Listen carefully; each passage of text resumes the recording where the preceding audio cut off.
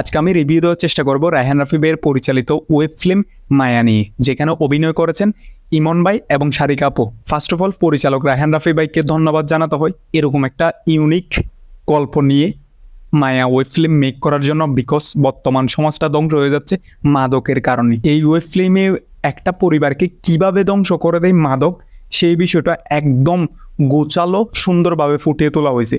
বিশেষ করে ইমন ভাইয়ের অভিনয়, যেহেতু ইমন ভাইয়ের একটা কামব্যাক ছিল এটা। এই ওয়েব ফিল্ম মায়াতে ইমন ভাই নিজেকে নতুনভাবে ভেঙেছে, নতুনভাবে গড়ে তুলেছে। এই ওয়েব ফিল্ম মায়াতে এক নতুন ইমনকে দেখতে পাবেন আপনারা, যেমনটা রায়হান রাফি ভাই বলেছিল। সত্যি বলতে এই ক্যারেক্টারে ইমন ভাই নিজেকে এমনভাবে ডুবিয়েছিল যেটা কি আপনারা বুঝতেই পারবেন না উনি কি ইমন নাকি মাদকাসক্ত কোনো একটা ছেলে। একজন ড্রাগ এডিক্টেড কিভাবে তার পুরো ফ্যামিলিকে ধ্বংস করে দেয় এবং তার কারণে কিভাবে তার পুরো ফ্যামিলি সাফার করে, এই বিষয়টা খুব সুন্দরভাবে এই গল্পটাতে কি মেক করেছে। আমি যদি ভালো লাগার দিকটা বলতে চাই, আপনারা যদি আমাদের বর্তমান সমাজে দেখেন বেশিরভাগ ইয়াং জেনারেশন হচ্ছে মাদকাসক্ত।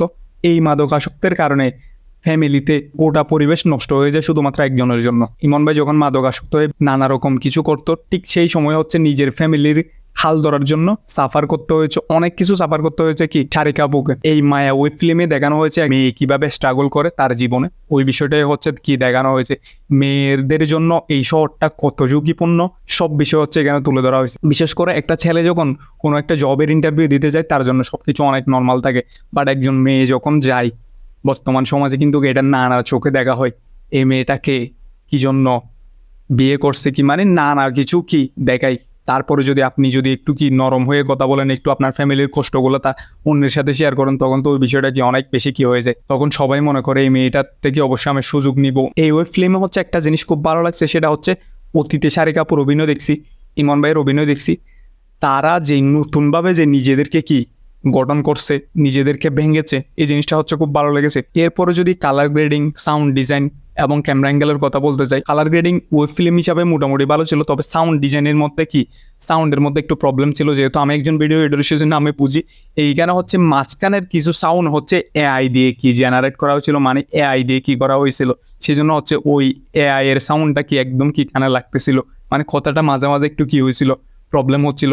এরপর হচ্ছে ক্যামেরা অ্যাঙ্গেল কিন্তু আরও অনেক কি ভালো হইলে পারতো। রায়হান রাফির মতো ডিরেক্টরের কাছ থেকে আমরা অনেক ভালো কিছু কি করি, ডিজার্ভ করি।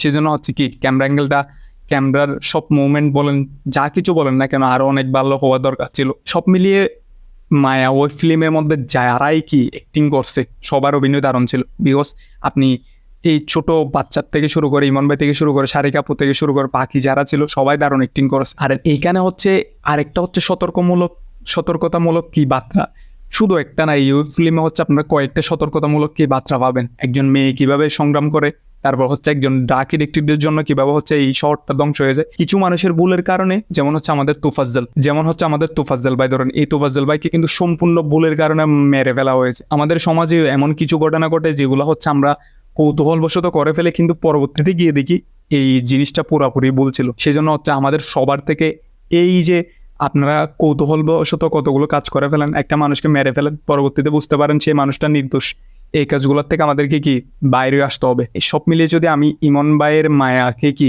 রেটিং দিতে যাই, 10-এর মধ্যে আপনার 7 দেওয়া যায়। সব মিলিয়ে আমি বলবো ক্যামেরা অ্যাঙ্গেলটা আরেকটু কি ভালো করা দরকার ছিল, সাউন্ড ডিজাইন আরও ইমপ্রুভ করা দরকার ছিল। দর্শকদের এতটুকুই বলবো, আপনারা যদি এই ওয়েব সিরিজটা দেখেন আশাহত হবেন না, বিকজ এখানে আপনার সমাজের বর্তমান পরিস্থিতি নিয়ে, বর্তমান যে একটা অবস্থা, এটা নিয়ে হচ্ছে খুব সাবলীলভাবে সব কিছু তুলে ধরা হয়েছে। সেজন্য হচ্ছে সবাই গিয়ে দেখে আসেন, বঙ্গতে গিয়ে সবাই মায়া দেখে আসেন। সব ভালো থাকবেন, আল্লাহ হাফেজ।